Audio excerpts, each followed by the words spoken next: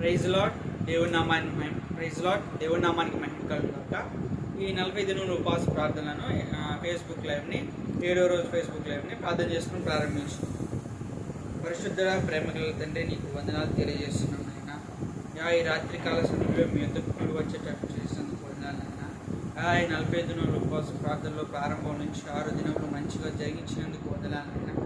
7వ దినమున అయ్యా పాటల్లోనూ వాక్యంలో మీరే మాకు తోడే నడిపించి ఘనకరంగా జరిగించమని కోరుచున్నాయన. ఈ చిన్ని ప్రార్థన మీ పాసంలో చేర్చుకోమని అడిగి పెట్టుకుంటున్నాం మా పరపతి. ఆమె పాట పాడుకొని దేవుని నామాన్ని మహిమపరచుకుంటాం.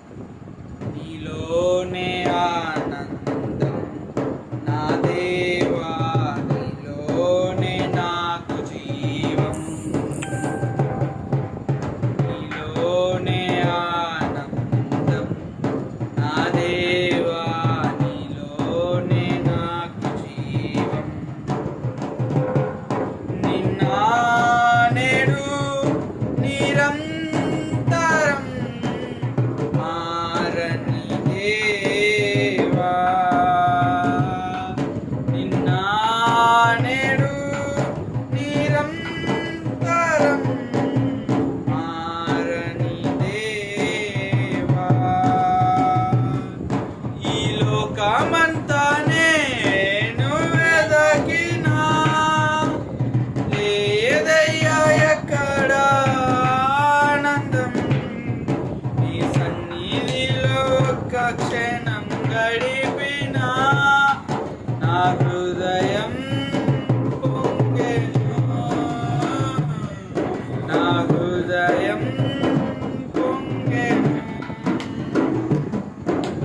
నీలోనే ఆనందం నా దేవా, నీలోనే నాకు జీవం.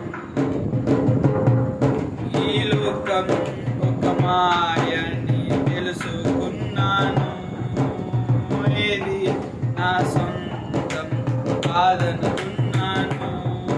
ఈ లోకం ఒక మాయని తెలుసుకున్నాను, ఏది నా సొంతం కాదనుకున్నాను. తప్పిపోయిన కుమారుని నేనైతే నా కొరకై నిరీక్షించే తండ్రి నా యేసు. తప్పిపోయిన కుమారుని నేనైతే నా కొరకై నిరీక్షించే తండ్రి నా యేసు. ఈ లోకమంతా నేను వెదకినా లేదయ్యా ఎక్కడ ఆనందం. నీ సన్నిధిలో ఒక్క క్షణం గడిపినా నా హృదయం పొంగెను, నా హృదయం పొంగెను. నీలోనే ఆనందం నా దేవా, నీలోనే నాకు జీవం. నీలోనే ఆనందం నా దేవా, నీలోనే నాకు జీవం. ఏ ప్రేమ నీ ప్రేమతో సాటి రాదయా, ఎన్ని ఉన్నా నీతో సరేది కాదయా. ఏ ప్రేమ నీ ప్రేమకు సాటి రాదయా, ఎన్ని ఉన్నా నీతో సరేది కాదయా. నన్ను మరువని ప్రేమ నీదయ్యా, నన్ను మార్చుకున్న ప్రేమ నీదే యేసయ్యా. నన్ను మరువని ప్రేమ నీదయ్యా, నన్ను మార్చుకున్న ప్రేమ నీదే యేసయ్యా. ఈ లోకమంతా నేను వెదకినా లేదయ్యా ఎక్కడ ఆనందం. ఈ సన్నిధిలో ఒక్క క్షణం గడిపినా నా హృదయం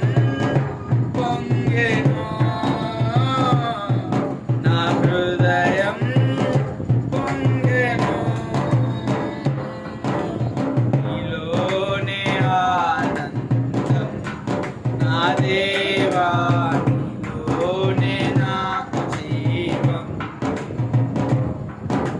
నీలోనే ఆనందం. నా దేవా నీలోనే నాకు జీవం.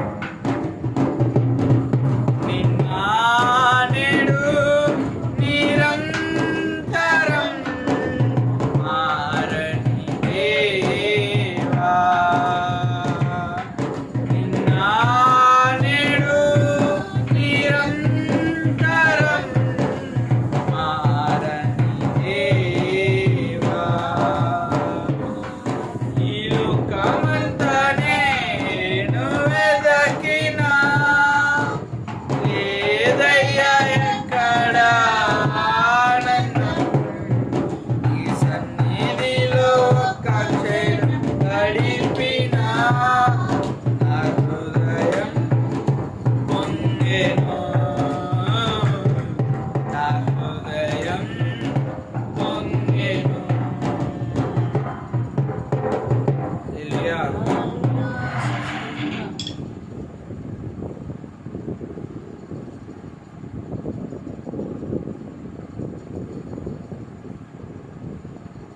Praise lord. దేవుని పరిశుద్ధ నామమునకు మహిమ కలుగునుగాక.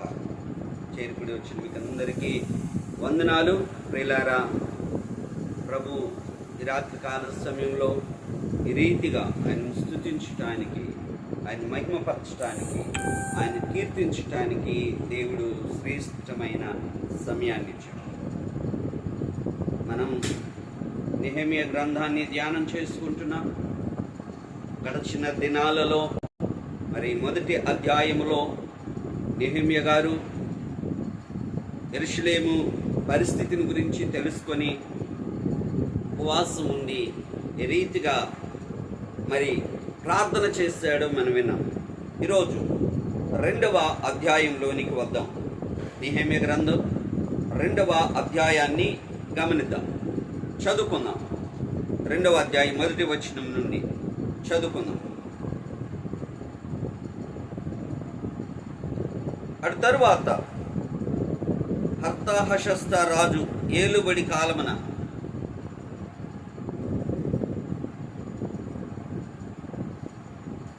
25వ సంవత్సరములో నీసాను మాసమందు రాజు ద్రాక్షారసము త్రాగవలనని చూచుచుండగా నేను ద్రాక్షారసము తీసుకొని రాజునకు అందించి తిని, అంతకు పూర్వము నేనెన్నడూను అతని ఎదుట విచారముగా ఉండలేదు. కాగా రాజు, నీకు వ్యాధి లేదు కదా, నీ దుఃఖము విచారముగా ఉన్నదేమి? నీ హృదయం దుఃఖము చేతనే గదా కలిగినదని నాతో అనగా, నేను మిగుల భయపడి రాజు చిరంజీవి యగునుగాక, నా పితరులుండు సమాధులుండు పట్టణము పాడైపోయి దాని గుమ్మములు అగ్ని చేత కాల్చబడి ఉండగా నాకు దుఃఖముఖము లేకపోవునా అని రాజుతో అంటిని. గమనించండి ప్రియులారా, అర్తహషస్త ఏలుబడి కాలంలో 25వ సంవత్సరములో నీసాను మాసం, ఇజ్రాయేలీలకు యూదా ప్రజలకు నీసాను మాసము అనేది మొదటి మాసం. మనకైతే మార్చి ఏప్రిల్ మధ్యకాలంలో వస్తుంది. ద్రాక్షారసము రాజుగారికి అందించే ఆ సమయంలో రాజు ఎదుట ఎవ్వరు కూడా దుఃఖితులుగా ఉండకూడదు, దుఃఖముఖముతో ఉండకూడదు. అది చాలా ప్రమాదము. ముఖమును విచారముగా పెట్టుకొని రాజునకు ద్రాక్షారసము అందించుట వలన అబద్ధాలకు దారితీసి ప్రమాదం ఉన్నది. అయినను దేవుణ్ణి ప్రార్థించాడు, ఉపవాసం ఉండి ప్రార్థన చేశాడు. ఆ ప్రార్థన ద్వారా నెహెమ్యా రాజు ఎదుట దుఃఖముగా ఉన్నను రాజు గ్రహించాడు. అయ్యా, నీకేమీ వ్యాధి లేదు కదా, అయినా నీ ముఖం విచారముగా ఉన్నదేంటి అని అడిగినప్పుడు ఆయన సమాధానమిస్తూ ఉన్నాడు. రాజా, మా పితరులు సమాధులుండు పట్టణము పాడైపోయింది, దాని గుమ్మములు అగ్ని చేత కాల్చబడ్డాయి. ఆయన హృదయంలో ఉన్న దుఃఖాన్ని రాజుగారు గమనించాడు. గమనించండి ప్రియులారా, కొన్ని హృదయంలో ఉన్న దుఃఖము చేత ముఖము విచారముగా ఉంటుంది. వాళ్ళ నవ్వు హృదయంలో ఉన్న వేదనను బట్టి అది ముఖంలో స్పష్టంగా కనబడుతుంది. వారి హృదయంలో ఉన్న కన్నీటిని బట్టి ముఖం చాలా స్పష్టంగా ఉంటుంది. బాగా హృదయంలో సంతోషం ఉందనుకో, ముఖం కూడా ఎలిగిపోతూ ఉంది.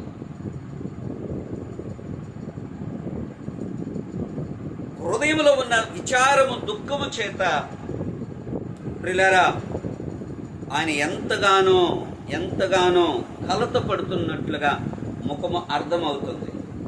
రాజుగారు అడుగుతున్నారు, ఎందుకు నీ ముఖం విచారముగా ఉండటానికి? సంథింగ్, ఏదైనా బలహీనత, ఏదైనా వ్యాధి, ఏదైనా బాధ, కారణం ఏమిటి? ఈరోజు నువ్వు విచారంగా ఉండటానికి కారణం ఏమిటి? ఈరోజు ప్రియులారా, ఆ ప్రశ్న అడిగిన వెంటనే నెహెమ్యా గారు సమాధానం ఇస్తూ ఉన్నాడు. అయ్యా, మా పితరులు సమాధులున్న స్థలము పాడైపోయింది, గుమ్మములు అగ్ని చేత కాల్చబడినవి. స్తోత్రం, హల్లెలూయా. 4వ వచనంలో, అప్పుడు రాజు కావలసి నీవు మనవి చేయుచున్నావని నన్ను అడుగగా, నేను ఆకాశమందలి దేవునికి ప్రార్థన చేసి రాజుతో, నీ సముఖమందు నేను దయ పొందిన ఎడల నా పితరుల సమాధులందు పట్టణమును తిరిగి కట్టునట్లుగా నన్ను యూదా దేశమునకు పంపుడని వేడుకొనుచున్నానని నేను మనవి చేసేది. ఆమేన్, హల్లెలూయా. నీకేమి కావాలి, నీ ఏమి కోరుకుంటున్నావు అని అన్నప్పుడు నెహెమ్యా ప్రార్థన చేశాడు అడగటానికి. ఎందుకు అంటే, ఎవరైనా రాజు దయగలిగి ఉంటే దయతో మాట్లాడతాడు. ఏమైనా తేడా వస్తే రాజు ఆజ్ఞాపిస్తే ఇక జీవితం అంతటితో క్లోజ్.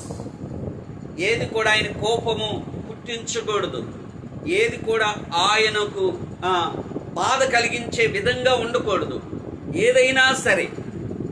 అందుకోసం దేవుని రాజుగారి దయ కొరకై, రాజుగారు మంచిగా మాట్లాడుట కొరకై, రాజుగారు మంచిగా స్పందించుట కొరకై ప్రార్థన చేసి ఇక్కడ అడుగుచూ ఉన్నటువంటి విధానం మనం గమనించగలుగుతాం. ఎస్తేరు గ్రంథం 5వ అధ్యాయం 3వ వచనం నుండి.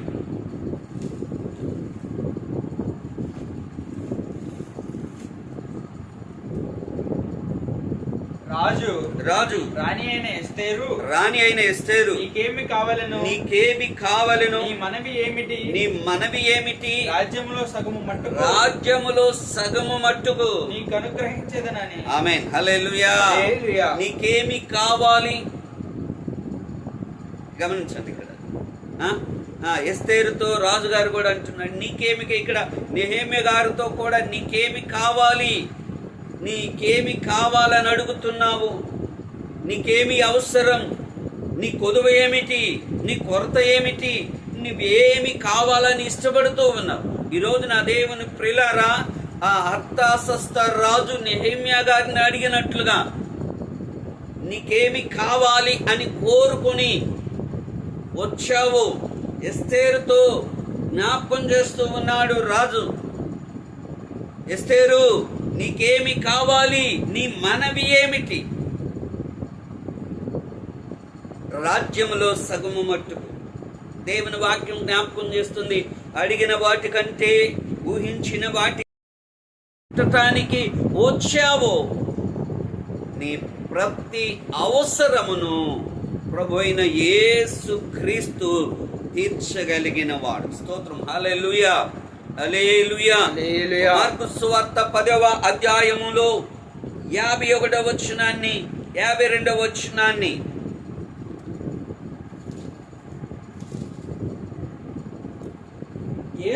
యేసు నేను నీకేమి చేయగోరుచున్నావని వానిని అడుగగా ఆ గుడ్డివాడు బోధకుడా నాకు దృష్టి కలుగజేయమని ఆయనతో అనెను. ఆమేన్. హల్లెలూయా.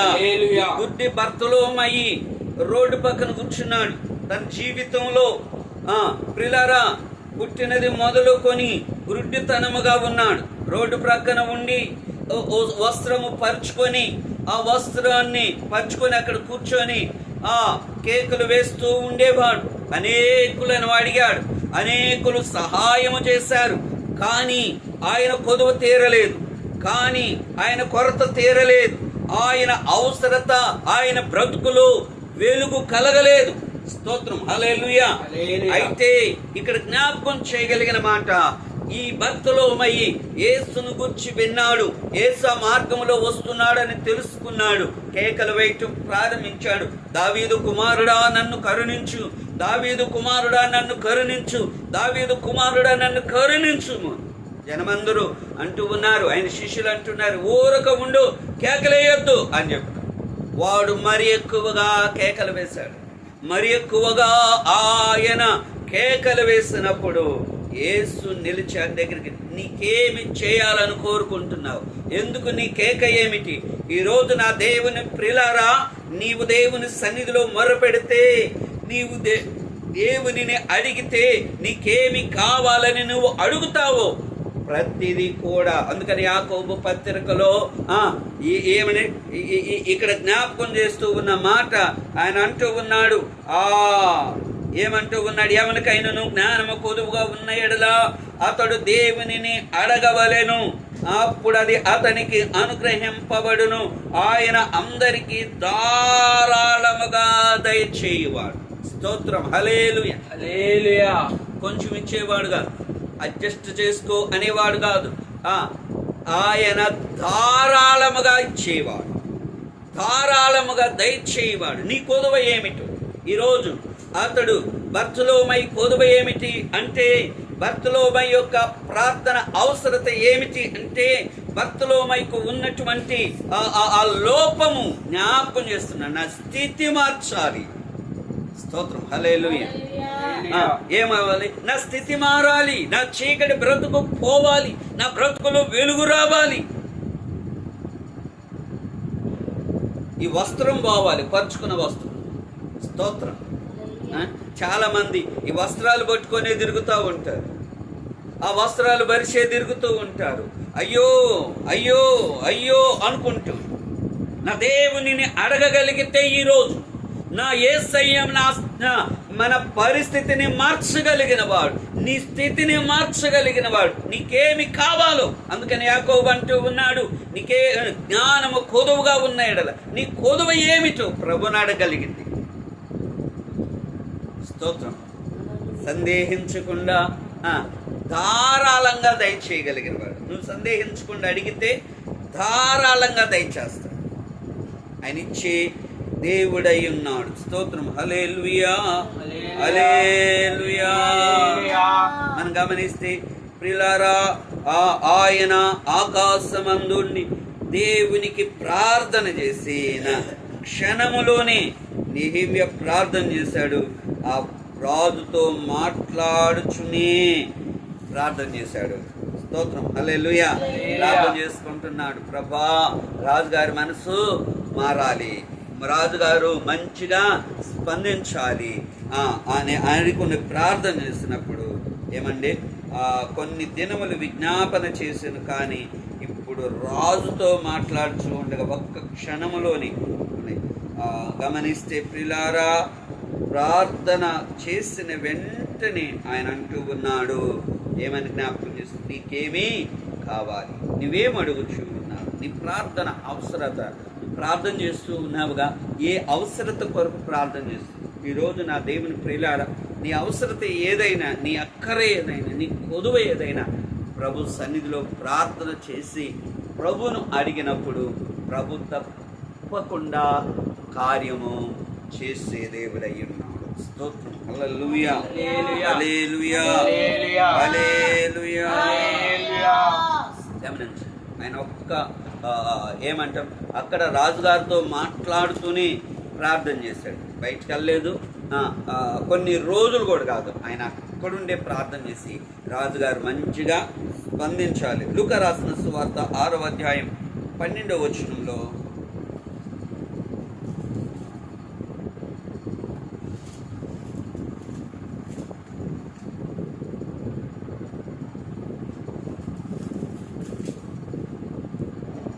ఆ దినముల యందు ఆయన ప్రార్థన చేయుటకు కొండకు వెళ్ళి దేవుని ప్రార్థించుట యందు రాత్రి గడిపెను. స్తోత్రం. హల్లెలూయా, హల్లెలూయా. గమనించండి, యేసును గురించిన మాట. ఆయన కొండకు వెళ్ళాడు, కొండకు వెళ్ళి ఆ రాత్రంతా ప్రార్థనలో గడిపినట్లుగా మనం చూడగలం.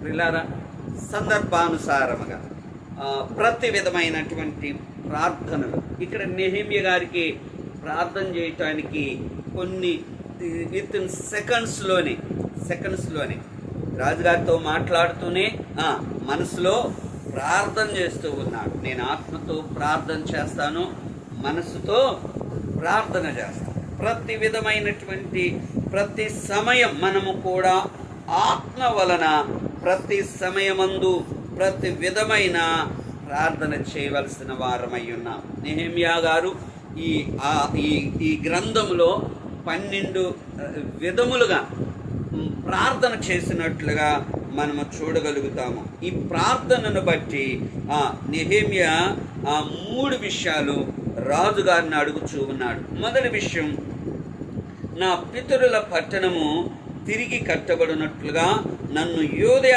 దేశమునకు పంపుడని మనవి చేసెను. స్తోత్రం. హల్లెలూయా, హల్లెలూయా, హల్లెలూయా. మనం గమనిస్తే ప్రియులారా, 5వ వచనం 6వ వచనాన్ని చదువుకుందాం. 2వ అధ్యాయం 5వ వచనం 6వ వచనం.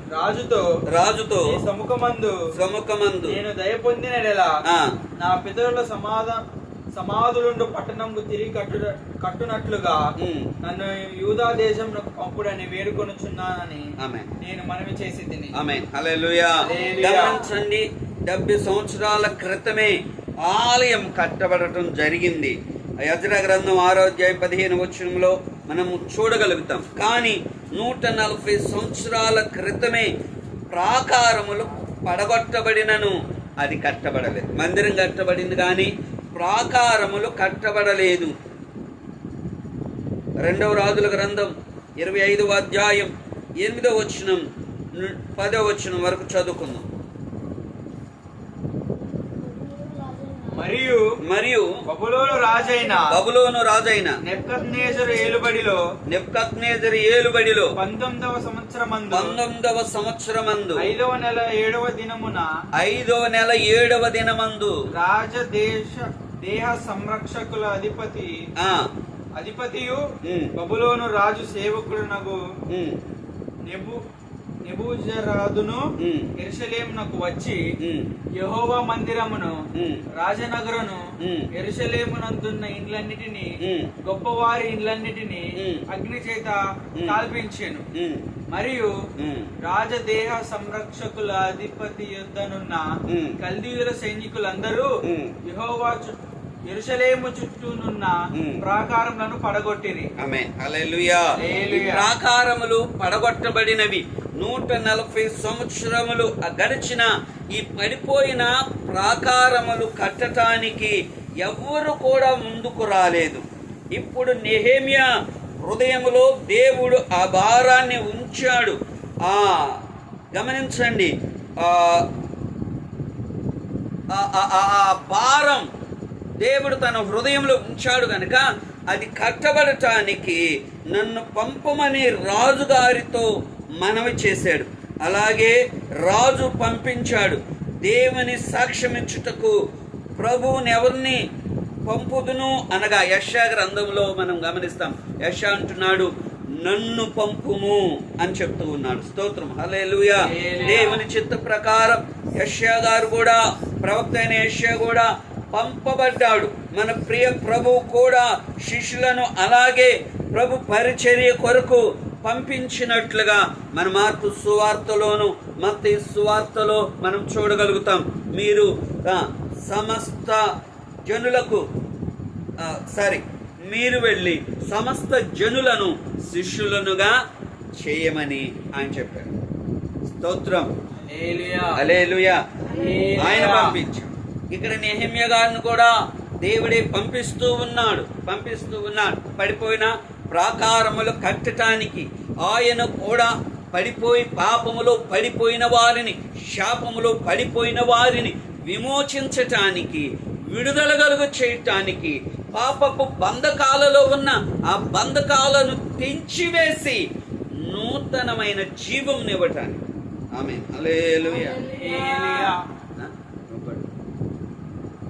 చాలా మందిని గమనిస్తాం, చాలా అనుభవాలు మనం చూస్తూ ఉంటాం. కొందరు బంధకముల చేత అపవిత్రాత్మల చేత బంధించబడ్డాడు. వాడు సమాధుల్లోనే తిరుగుతాడు, సమాజంలో తిరగట్లా, సమాధుల్లో తిరుగుతున్నాడు. తను తాను గాయపరుచుకుంటున్నాడు, ఇతరులను గాయపరుస్తూ ఉన్నాడు. వాడిని చూసి ఎవరి దగ్గరకు రాడు, వాడిని చూసి ఎవ్వరు కూడా వాడిని పిలవరు, ఏ కార్యక్రమానికి కూడా పిలవరాడు కదా.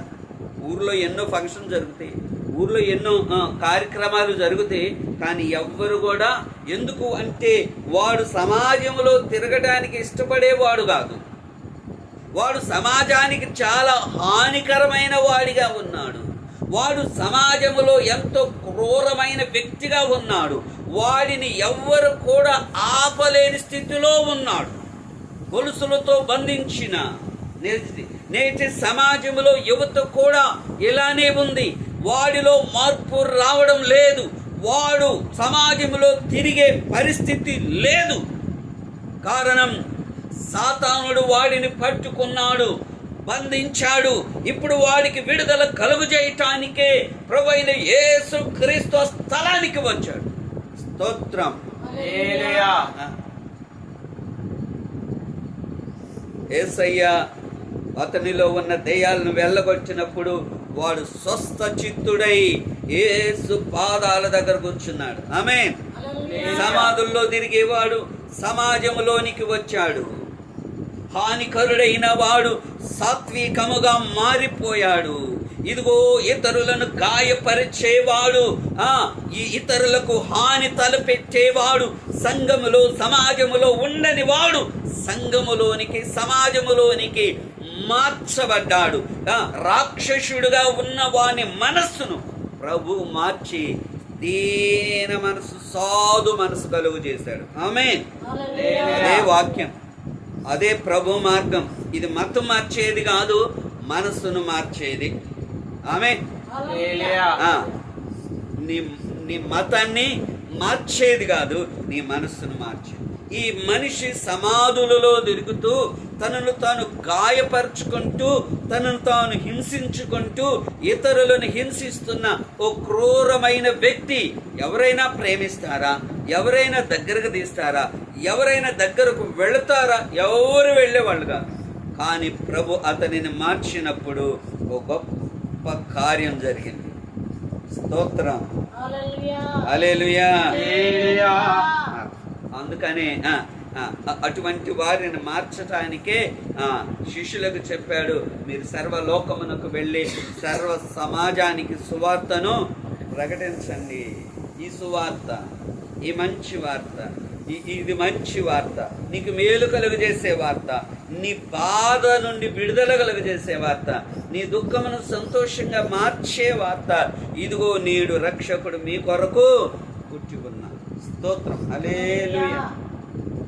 నిన్ను విడిపించే క్రీస్తు నీ కోసం వచ్చాడు. నీ జీవితాన్ని మార్చే క్రీస్తు, నీ బ్రతుకును, నీ స్థితిని మార్చే యేసయ్య ఇదిగో ఈరోజు నీ వద్దకు వచ్చాడు. రాగలుగుతావా? బర్తలోమయి ఆయన వచ్చినప్పుడు కేకలు వేశాడు, మౌనంగా ఉండలేదు. స్తోత్రం. ఆమె ఈయనది నా మతం కాదు, ఈయన మతం మార్చడానికి వచ్చాడు అనుకుంటే అతని చీకటి వెలుగుగా మారేది కాదు. ఆయనలో మత పిచ్చి ఉంటే, ఆయనలో కుల పిచ్చి ఉంటే, ఆయనలో వర్గ పిచ్చి ఉంటే, ఆయనలో మరొక పిచ్చి ఉంటే ఆయన కోరుకున్నది ఏంటంటే నా జీవితం, నా స్థితి మారాలి. ఒకటే ఒక ఆలోచన. ఇదిగో నువ్వు ఏ స్థితిలో ఉన్నా నీ స్థితిని మార్చగలిగిన వాడు యేసయ్య మాత్రమే. స్తోత్రం. దుఃఖంలో ఉన్నావా, వేదనలో ఉన్నావా, శ్రమలలో ఉన్నావా, పాపములో ఉన్నావా, చీకటిలో ఉన్నావా, సమాధులలో తిరుగుతూ ఉన్నావా, నా యేసయ్య నిన్ను మార్చి ఉన్నతమైగా స్థిరపరచగలిగిన దేవుడై ఉన్నాడు. స్తోత్రం.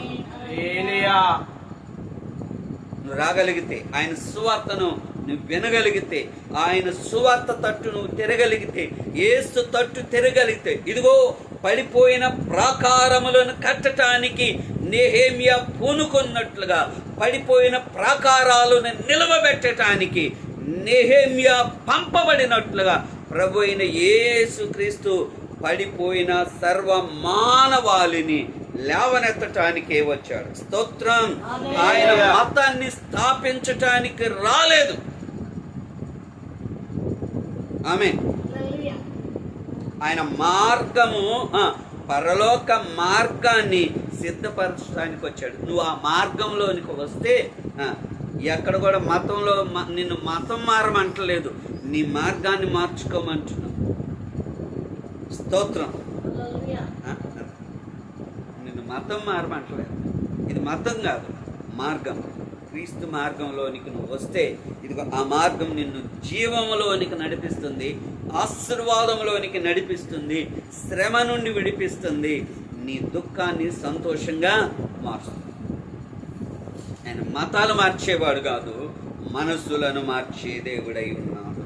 ఆమె ఆయన దగ్గరికి వెళ్ళి, అబ్బా బర్తలోమయ్యి నీదే మతం, ఇదిగో నువ్వు నా మతంలోనికి రా అన్నాడా?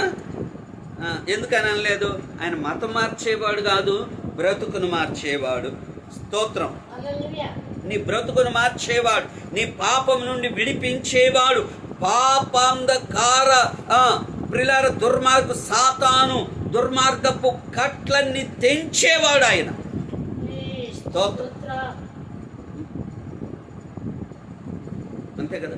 మతం కొరకైతే, ఇప్పుడు మతం విధానం అయితే ఆయన పట్టుకునేటప్పుడు ఆయన మతస్థులందరూ కూడా కత్తులు తీసుకొని వెంబడించేవాళ్ళు. ఇక్కడ రోమ ప్రభుత్వానికి యేసయ్య మతానికి గొడవ జరిగేదే, కొట్టుకునేవాళ్ళే. ఆయన మతాలు స్థాపించడానికి రాలేదు. ఆయన ఒక మార్గము, మానవాళు పడిపోయిన మానవుణ్ణి, పాపాంధకారములో ఉన్న మానవుణ్ణి వెలుగులోనికి నడిపించటానికి ఆయన వచ్చాడు. వచ్చి వారి చీకటి నుండి వెలుగులోనికి నడిపించాడు. ఇక్కడ నెహెమ్యా గారు కూడా చేస్తున్నది, పంపబడి ప్రవక్త అయిన నెహెమ్యా గారు కూడా, ఎవరు వెళ్తారు? ఇశ్రాయేలీలు పాపంలో ఉన్నారు, వారికి క్రీస్తును సువార్తను ప్రకటించడానికి ఎవరు వెళ్తారు అన్నప్పుడు యెషయా గారు అంటున్నాడు, నన్ను పంపు. స్తోత్రం. హల్లెలూయా. నువ్వు వెళ్ళాలి, నువ్వు వెళ్ళాలి, నువ్వు కూడా సువార్తను ప్రకటించాలి, నువ్వు కూడా సాక్ష్యం ఇవ్వాలి, నువ్వు కూడా క్రీస్తు ప్రేమను తెలియజేస్తే చీకటిలో అంధకారంలో ఉన్న వారందరూ కూడా రక్షించబడతారు, వెలుగులోనికి వస్తారు. క్రీస్తు వెలుగు వారి మీద ప్రకాశిస్తుంది. ఆమేన్. అటువంటి అనుభవం జ్ఞాపకం చేస్తాం. నా దేవుని ప్రియులారా, ఇక్కడ మనము అనుకున్నట్లుగా ఆయన అంటూ ఉన్నాడు, అయ్యా దయచేసి మా దేవుని యొక్క మందిరము కట్టబడినట్లుగా, నా పితరుల పట్టణము తిరిగి కట్టబడినట్లుగా నన్ను యూదయ దేశానికి పంపయ్యా. నేను ప్రయాసపడతాను, నేను కట్టుకుంటాను, నేను ప్రజలను సమకూరుస్తాను, నేను లేవనెత్తుతాను. ఆమేన్. హల్లెలూయా. నెహెమ్యా కట్టడానికి పంపబడినట్లుగా మనము కూడా పడిపోయిన ప్రాకారములను పడిపోయిన, ఆ పాపములో పడిపోయిన, చీకటిలో పడిపోయిన మనుషులను లేవనెత్తటానికి మనము కూడా పూనుకున్నప్పుడు దేవుని సహాయం, దేవుని ఉన్నతమైన అద్భుతమైనటువంటి సహాయము మనకు కూడా జరుగుతుంది. స్తోత్రం. హల్లెలూయా, హల్లెలూయా, హల్లెలూయా. మత్తయి సువార్త 28వ అధ్యాయంలో 19వ వచనం, 20వ వచనం.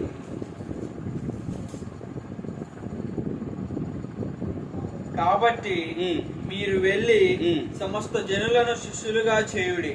తండ్రి యొక్కయు కుమారుని యొక్కయు పరిశుద్ధాత్మ యొక్కయు నామములోనికి వారికి బాప్తిసం ఇచ్చుచు నేను మీకు ఏ ఏ సంగతులు ఆజ్ఞాపించితినో వాటన్నిటినీ గైకొనవలెనని వారికి బోధించుడి. ఆమేన్. హల్లెలూయా, హల్లెలూయా. మీరు వెళ్ళండి, మీరు వెళ్ళండి, వారిని శిష్యులుగా చేయండి, బాప్తిసం ఇవ్వండి, వారి జీవితాన్ని కట్టండి అని జ్ఞాపకం చేస్తూ ఉన్నాడు. అపోస్తుడైన పౌలు కొరింథీ పత్రిక మొదటి పత్రిక 3వ అధ్యాయం 10వ వచనం నుండి 15వ వచనంలో, దేవుడు నాకు అనుగ్రహించిన కృప చొప్పున నేను నేర్పరి అయిన శిల్పకారుని వలె పునాది వేసి తిని మరి ఒకరును దాని మీద కట్టుచున్నాడు. ఆమేన్. హల్లెలూయా. ఇక్కడ ఎలా కట్టబడుతుందో సంఘం జ్ఞాపకం చేస్తూ ఉన్నాడు. ప్రిలారా, మనము కట్టే వారిమే గాని పడగొట్టే వారిమి కాదు. సంఘమును కట్టే అనుభవం కొరకై ప్రభు మనలను ఎన్నుకున్నాడు, ఏర్పాటు చేసుకున్నాడు. ఇక్కడ నెహెమ్యా గారు కూడా పంపబడుతున్నాడు. ఎక్కడికి అంటే కట్టటానికి పంపబడుతున్నాడు, పడదొరయటానికి కాదు. ఈరోజు చాలా మంది విశ్వాసులు వారి విశ్వాసంలో పడదొరుస్తున్నారు, పడగొడుతున్నారు, కట్టేవాళ్ళు లేరు. స్తోత్రం. హల్లెలూయా, హల్లెలూయా. 2 కొరింథీ పత్రిక 10వ అధ్యాయం 8వ వచనం. 2వ అధ్యాయం 2 కొరింథీ పత్రిక 10వ అధ్యాయం 8వ వచనం. పడదోయుటకు కాక మిమ్మును కట్టుటకే ప్రభువు మాకు అనుగ్రహించిన అధికారమును గూర్చి నేను ఒకవేళ కొంచెము అధికముగా అతిశయపడినను నేను సిగ్గుపరచబడదును. ఆమేన్. హల్లెలూయా. మేము కట్టడానికే పంపబడ్డామయ్యా, మిమ్మల్ని పడద్రోయటానికి కాదు. సాతానుడైతే పడద్రోయటానికే పంపబడతాడు. వాడు కూడా వాడు పడగొట్టడానికే, నాశనం చేయటానికే వాడు పూనుకుంటున్నాడు, వాడు పడగొడుతూ ఉన్నాడు. ఇదిగో ప్రభు నీకు ఇచ్చిన కృపను బట్టి కట్టుటకు, ఏమండి, కట్టుటకు ఇదిగో అయ్యా నన్ను పంపు, నేను కడతాను. నెహెమ్యా గారు అంటున్నాడు, నన్ను పంపు. స్తోత్రం. పడిపోయిన ప్రాకారములను కట్టడానికి పూనుకున్నాడు. ఈరోజు నా దేవుని ప్రియులారా, మనం పడద్రోయిసేవారం కాదు, కట్టేవారం. నువ్వు కడితే ఇక్కడ అంటున్నాడు, కట్టినప్పుడు కొరింథీ పత్రికలో మొదటి పత్రిక 3వ అధ్యాయం ఆయన కట్టినటువంటి వారికి జీతము ప్రభు ఇస్తాడు అని చెప్తున్నాడు. పని నిలుస్తుంది, దేవుడు ఆ పనికి తగిన ప్రతిఫలం ఇస్తాడు అని జ్ఞాపకం చేస్తాడు. నువ్వు కడితే, నువ్వు పాపంలో ఉన్న వారిని క్రీస్తు మార్గంలోనికి నడిపిస్తే, జీవితాలను బాగు చేసే దేవుని సువార్త పని చేస్తే ప్రతిఫలం, ఆశీర్వాదం దేవుడు ఇస్తాడు. కాబట్టి నెహెమ్యా గారు ఏ రీతిగా కట్టడానికి రాజుగారి దగ్గర సెలవు తీసుకొని మరి సిద్ధపడ్డాడో, ఈ రాత్రి మనము కూడా ప్రభు పనిలో, పాపంధకారములో, చీకటిలో ఉన్న వారిని సువార్త ప్రకటన ద్వారా వారి జీవితాలను కట్టి క్రీస్తు మార్గంలోనికి నడిపించటానికే ప్రభువైన యేసు క్రీస్తు ఈ లోకానికి వచ్చాడు. చీకటిలో ఉన్న వారి జీవితాన్ని వెలుగుగా మార్చాడు. ఇదిగో వాడు ఒక సేనాదయాలు పట్టి సమాధుల్లో తిరుగుతున్నటువంటి వాడిని బాగు చేసినట్లుగా ఇదిగో పాపంలో ఉన్న వారిని బాగు చేసే క్రీస్తు మార్గంలోనికి రా. ప్రభు ఉన్నతమైన దీవెన కలుగుతుంది. ప్రార్థన చేసుకుందాం. పరిశుద్ధుడా, ప్రేమ కలిగిన తండ్రి, కృప కలిగిన మా దేవా, నీకు వందనాలు. నీ ప్రేమను బట్టి, కృపను బట్టి ఈ రాత్రి నాయన నీ సన్నిధిలో మమ్మల్ని జ్ఞాపకం చేసుకొని నీ కృపను మాకు తోడుగా ఉంచి నీ కృపలో బలపరిచి మేలు చేసేవు అయ్యా. నీ ఉన్నతమైన ఆశీర్వాదాన్ని ఇచ్చావు. ఉపవాస పండుగలలో 7వ కూడికను కూడా అద్భుతంగా జరిగించిన దేవా నీకు స్తోత్రములు చెల్లిస్తూ ఉన్నాం. వాటిల్లో వాక్యంలో నాయనా నెహెమ్యా గారు ఏ రీతిగా ఉపవాసం ఉండి రాజు సెలవు పొంది అయ్యా కట్టటానికి పడద్రోయబడిన వాటిని కట్టటానికి పూనుకున్నట్లుగా ఈరోజు ప్రభువా అయ్యా అనేకులు కట్టబడాలి. మేము పడద్రోసే వారము కాదయ్యా, కట్టేవారముగా ఉంచావు అయ్యా. మీరు కట్టండి, స్థిరపరచండి. పాపములో, చీకటిలో, అంధకార సంబంధమైన క్రియలలో, బంధకాలలో బంధించబడిన వారికి అందరికీ విడుదలనివ్వండి అయ్యా. వ్యసనాలలో బంధించబడి శాపము చేత కొట్టబడుతున్న బిడలను మీరు విడిపించండి అయ్యా. వారి శాపాన్ని కొట్టివేసి విడుదలనిచ్చి ఆశీర్వాదములోనికి నడిపించి మేలు చేయి. మీరు మాకు ఇచ్చిన ఈ పరిచర్యలు, మీరు మాకు ఇచ్చిన ఈ సంఘాలను మీరు దీవించండి. సంఘ బిడ్డలందరినీ ఆశీర్వదించండి. ఈ ఫేస్బుక్ లైవ్లో వీక్షిస్తున్న ప్రతి బిడ్డనైనా జ్ఞాపకం చేసుకోండి. ప్రార్థన సహాయం కోరిన బిడ్డలు అనేకులు ఉన్నారయ్యా. వారిని మీరు జ్ఞాపకం చేసుకోండి అయ్యా. మీరు దర్శించండి అయ్యా. మీ కృపను తోడుగా ఉంచండి అయ్యా. నీ కృప చేత నింపండి అయ్యా. బలపరచండి అయ్యా. మేలు చేయమని ప్రార్థన చేస్తాను. మీరే తోడై ఉండండి ప్రభా. నీకే వందనాలు. ఎవరైతే అయ్యా మాకు ప్రార్థన సహాయం కొరకై ఫోన్ చేస్తూ ఉన్నారో, మెసేజ్ చేస్తూ ఉన్నారో వారందరినీ జ్ఞాపకం చేసుకోండి. ఎందరో ఉన్నారయ్యా. పేరుని మీరు దర్శించండి. నీ కృప వారి అవసరతను తీర్చండి. అడగమన్నావు కదా, సందేహించకుండా అడగమన్నావు కదా ప్రభా. సందేహించకుండా అడుగుతున్నాం. ఈ రాత్రి వారి జీవితంలో గొప్ప అద్భుతము జరుగునుగా కానీ ప్రార్థన చేస్తున్నాం. ఉన్నతమైన కార్యం జరుగునుగా కానీ ప్రార్థన చేస్తున్నాం అయ్యా. నీ కృపను తోడుగా ఉంచండి. మీ దీని సేవకులను మమ్మలను కూడా మీరు దర్శించండి. ఈ పరిచర్యలో నమ్మకస్తులుగా వాడు ఈ దాసురాలను ప్రేమించిన కుటుంబాన్ని, బిడ్డలను కూడా దీవించండి. మా పరిచర్య అవసరతలు, అక్కర్లు, కొదువులు, కొరతలు మీ నామములో తీర్చి మేలు చేసి మేము నింపి బలపరచు. యేసు నామమును అడుగుచు నామ తండ్రి, ఆమేన్. నా ప్రాణమా యెహోవాను సన్నుతించు, నా అంతరంగమునున్న సమస్తమైన పరిశుద్ధ నామమును సన్నుతించు. నా ప్రాణమా యెహోవాను సన్నుతించు, ఆయన చేసిన ఉపకారములలో దేనిని మరువదు. ఆమేన్, ఆమేన్, ఆమేన్. Praise lord. ప్రభు మిమ్మల్ని అందరినీ దీవించును గాక. ఆమేన్.